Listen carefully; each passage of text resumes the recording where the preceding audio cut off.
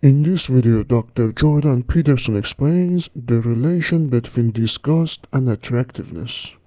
We thought we would take people of a different range of appearance, from really not so beautiful to quite attractive, and different races and different ethnicities. And then we would announce the ethnicity, Jewish, bang, we'd show them a picture. Black, show them a picture. Caucasian, bang, show them a picture. And the pictures would vary in attractiveness. But then what we were going to do is we were going to morph them with snakes and rats.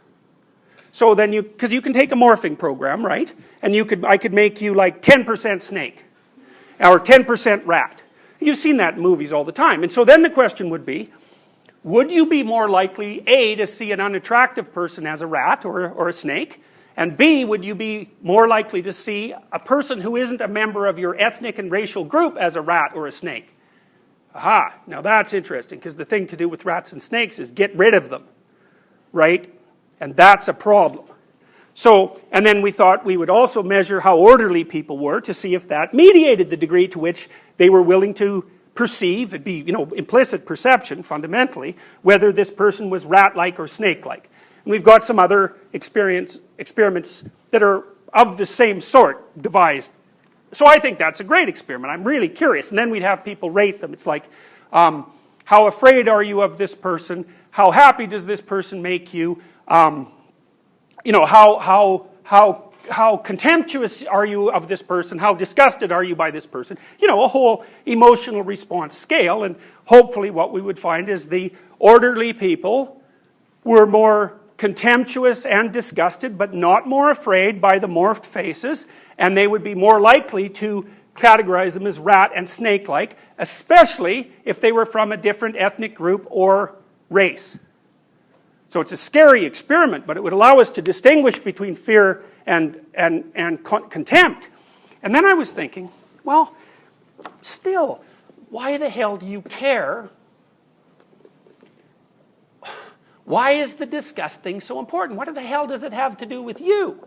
And then I was remembering, maybe this game doesn't even exist anymore because the world has changed, but I bet it does. When I was a little kid, in like grade 1, we used to play this game in school. And the game was, I think on The Simpsons they call it cooties. But we called it fleas, and so we'd play this at recess, and some person would have fleas, and then they would chase you around, and they touched you, and then you had fleas, and everyone went around from you. And the game often starts, sometimes it was just spontaneous, but often the game could take a vicious twist, and one of the lower status kids in the room would get, accused of having fleas, and that just wouldn't be just a game. That'd be a source of taunting and exclusion. So how many of you can remember games like that? Okay, good. So that shows all this political correctness hasn't done a goddamn thing to how children behave. And actually that's a relief to me. So, okay.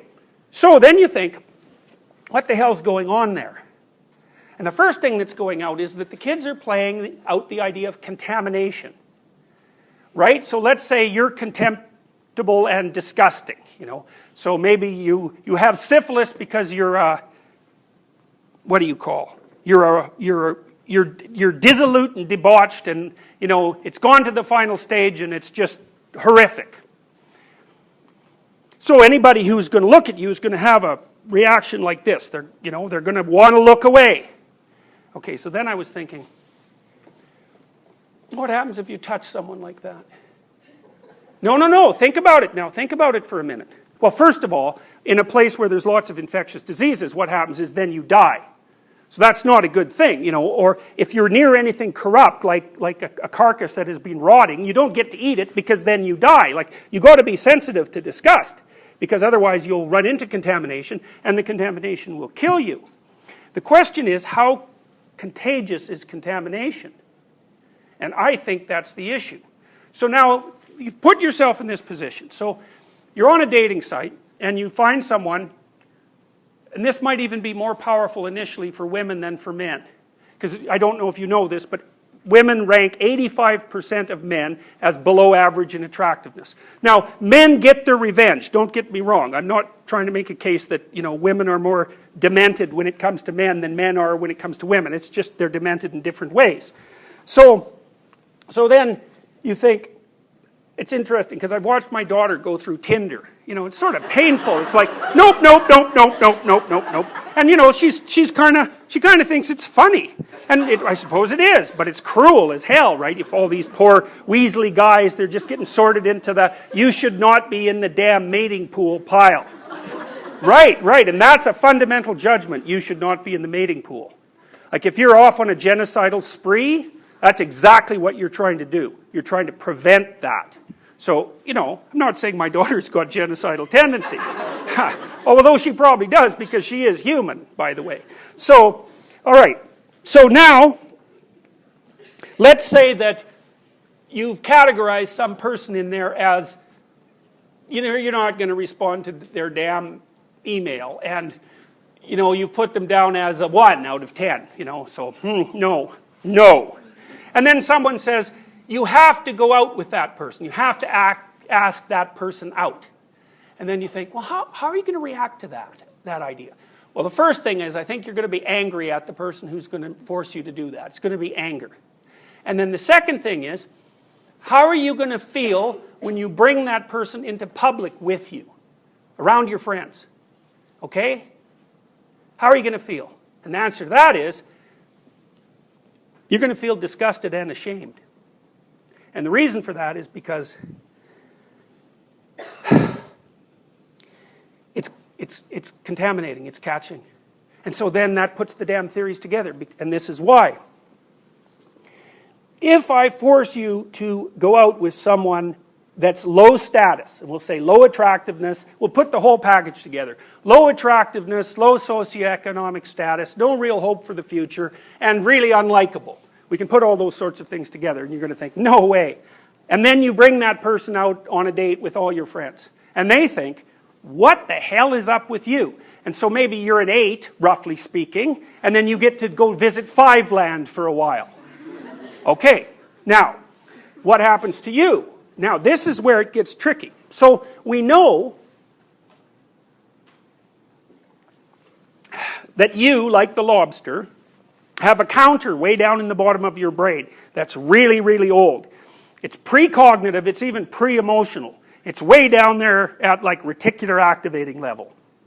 And what it does is scan the world to figure out where you are in the hierarchy. And it actually matters, because if you're low, then you die, or you're stressed, or your children die, you know, and everything's worrisome to you because you're barely clinging on to the edge of existence, and you only take impulsive pleasures because that's the longest span that you can count on having pleasures over, and it's rough at the bottom. And you get low status mates if you get any at all, and it's not good. So you actually do not want to be there. And there's a reason for that. Whereas at the top, it's like, yes, you know, you get preferential access to everything. Everything. So it's better to be there, and you can say what you want about egalitarianism, and there's lots of arguments to be held on both sides, but given a choice, you will go up rather than down. So let's say you associate with someone who's contaminated, and it knocks your status down. Now, how does it do that? Well, it might do it a variety of ways. You feel bad about yourself, so that would be low self-esteem. So that means the part of your brain that's evaluating you as a high-status, competent being is now doubtful about whether you actually, you know, fit that description. And then there's all your peers, because they're judging you like mad, and what they're basically doing is status evaluation. Are you like a lowly crumb brother who's absolutely outside the mating hierarchy completely, or are you like Mr. Vampire Billionaire who's the, you know, the dominant vampire billionaire who's at the pinnacle of generic female literary pornography? So that's basically the hierarchy. So the problem is that if you take a dominance hit, your serotonin levels fall. And what that does is increase your negative emotion and decrease your positive emotion, and increase the probability that when anything anomalous occurs, that you're going to have a generalized stress response. So that's the connection between the damn theories. If you're associated with the disgusting, your status falls. And that's what destabilizes the belief hierarchy. It's not a direct effect on belief.